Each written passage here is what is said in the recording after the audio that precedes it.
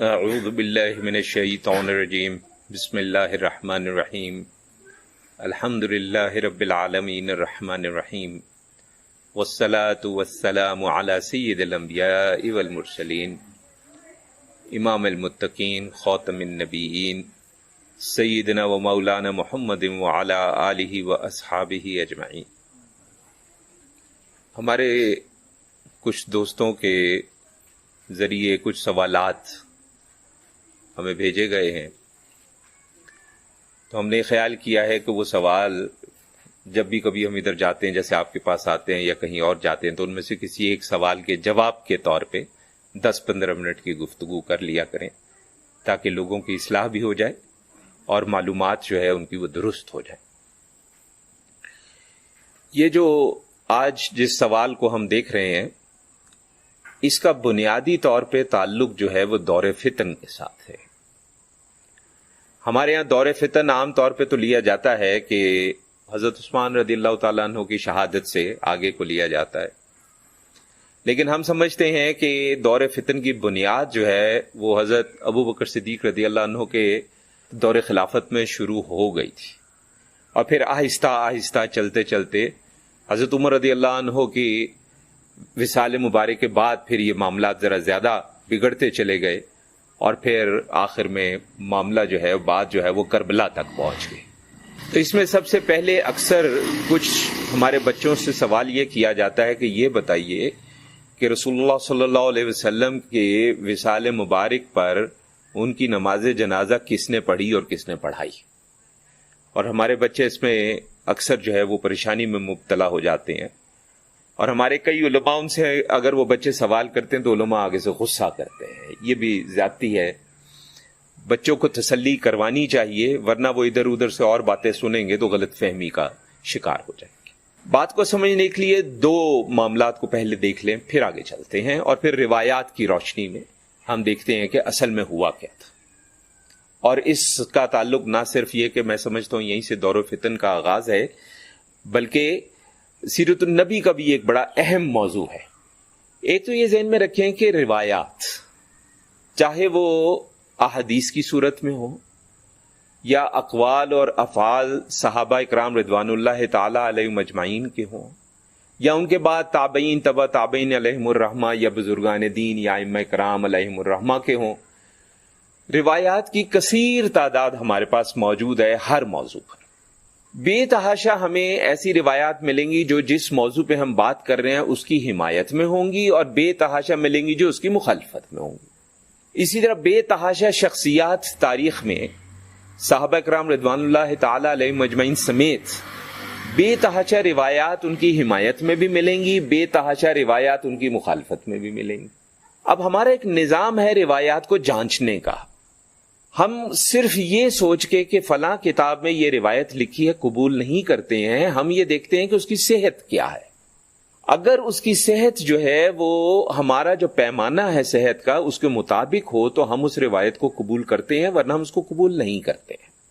حقیقت یہ کہ بے تحاشا جھوٹی روایتیں بھی جو ہیں وہ ہماری کتابوں میں آ چکی ہیں، اور روایتیں تو چھوڑے احادیث کئی ایسی آ چکی ہیں جو سراسر جھوٹ ثابت ہو چکی ہیں کہ حضور اکرم صلی اللہ علیہ وسلم نے ایسا کبھی فرمایا ہی نہیں ہے، اور ان کے نام سے منسوب کر کے احادیث ہمارے یہاں جو ہے وہ بہت مشہور ہو گئی ہوئی ہیں جو کہ جھوٹی ہیں۔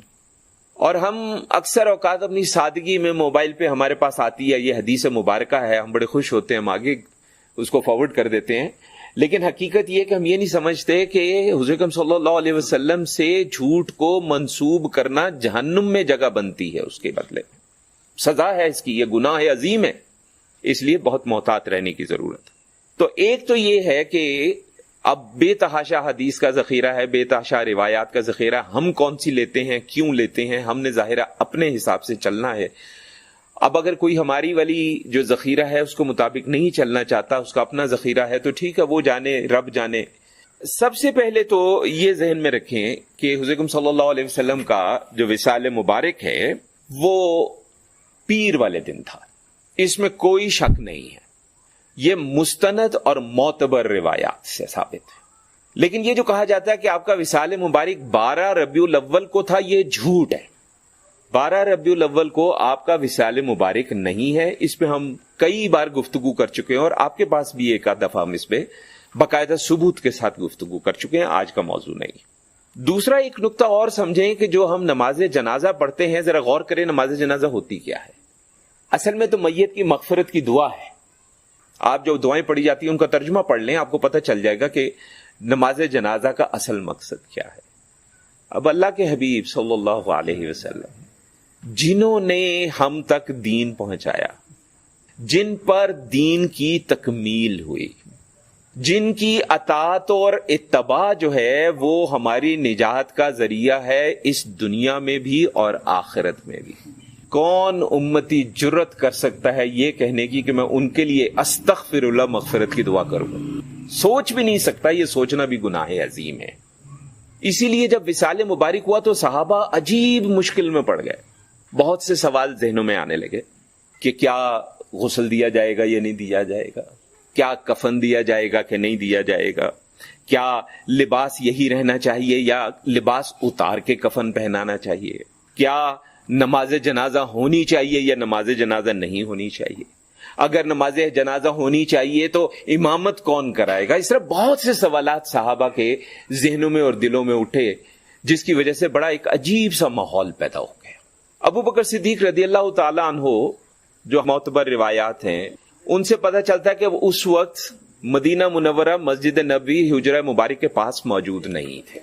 आप रसूलुल्लाह सल्लल्लाहु अलैहि वसल्लम की इजाजत से तकरीबन 1 मील का फासला बनता है दूर, उनकी ज़ौजा का जहां पे मकान था उसके करीब एक मस्जिद थी, वहां पे था। आपको पैगाम फौरी तौर पे पहुंचाया गया। आप तेजी से भागे भागे दौड़े दौड़े तशरीफ लाए। आपने रसूलुल्लाह सल्लल्लाहु अलैहि वसल्लम को देखा, आपने उनकी पेशानी पर उनके माथे पे को चूमा, बोसा दिया और फिर लोगों ने पूछा उनसे कि क्या वाकई रसूलुल्लाह सल्लल्लाहु अलैहि वसल्लम को अल्लाह ने उठा लिया है। उन्होंने कहा हां। तब लोगों ने पूछा कि क्या उन पर नमाज पढ़ी जाएगी। उन्होंने कहा हां। अब ये थोड़ा सा मसला समझने की जरूरत, अभी तो हम कह रहे हैं कि नमाज कैसे हो सकती है, अभी इसको समझने की जरूरत। उन्होंने कहा हां। उन्होंने पूछा कैसे। अब जवाब सुनिए। जवाब यह आया कि लोगों की एक जमात दाखिल होती है, तकबीरें पढ़ती है, नमाज पढ़ती है, दुआ करती है और चली जाती है। फिर दूसरी जमात दाखिल होती है, तकबीरें पढ़ती है, नमाज पढ़ती है, दुआ करती है, चली जाती है, यहां तक कि तमाम लोग जो है वो मुकम्मल हो जाते हैं। लोगों ने कहा अच्छा क्या उनको दफनाया जाएगा। तो अबू बकर सिद्दीक रदियल्लाहु अन्हु उन्होंने कहा कि हां दफनाया जाएगा।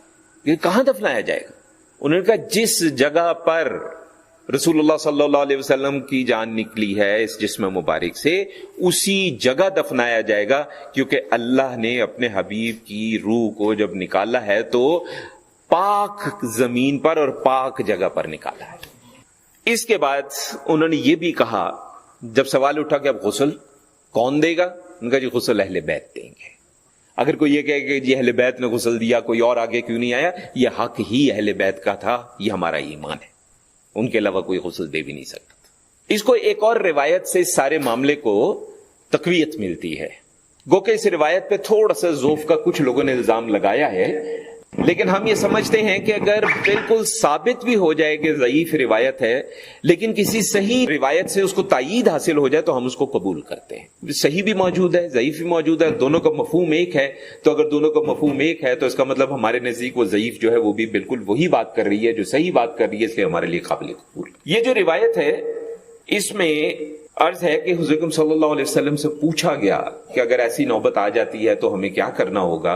तो हुज़ूर सल्लल्लाहु अलैहि वसल्लम ने फरमाया कि मुझे गुस्ल देना, कफन देना, मुझे बिस्तर पर बिठा देना, फिर मुझे कुछ देर के लिए छोड़ देना, क्योंकि मुझ पे सबसे पहले जिब्राईल जो है वो नमाज अदा करेंगे, उसके बाद मीकाईल, उसके बाद इसराफील, उसके बाद मौत का फरिश्ता अपने मेजबान के साथ, और फिर मुझ पर गुरोह दर गुरोह दाखिल हो और मुझ पर दरूदो सलाम भेजो।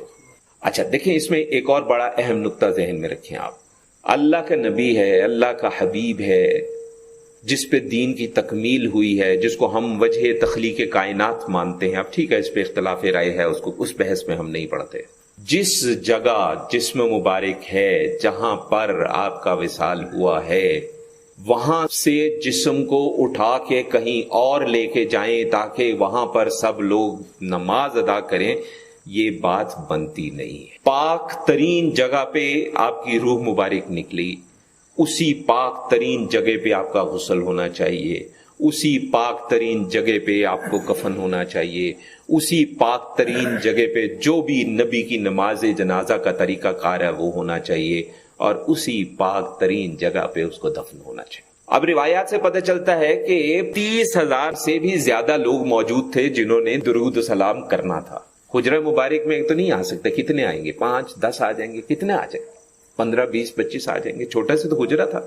اس لیے پھر گروہ در گروہ لوگ آتے گئے، سب سے پہلے مرد، اس کے بعد عورتیں، اس کے بعد بچے، اس کے بعد غلام، اس طرح چلتے چلتے تو نماز جنازہ حضور اکرم صلی اللہ علیہ وسلم کی اس طرح نہیں ہے جس طریقے سے ہم عام امتیوں کی ہوتی ہے۔ ہم تو یہ تصور بھی نہیں کر سکتے کہ نبی کریم صلی اللہ علیہ وسلم کی نماز جنازہ کے نام پہ اللہ تعالیٰ معاف فرمائے، کوئی مغفرت کی دعا کی جائے، اور یہی تلقین ہمیں پتہ چلا کہ حضور اکرم صلی اللہ علیہ وسلم نے بھی دی تھی۔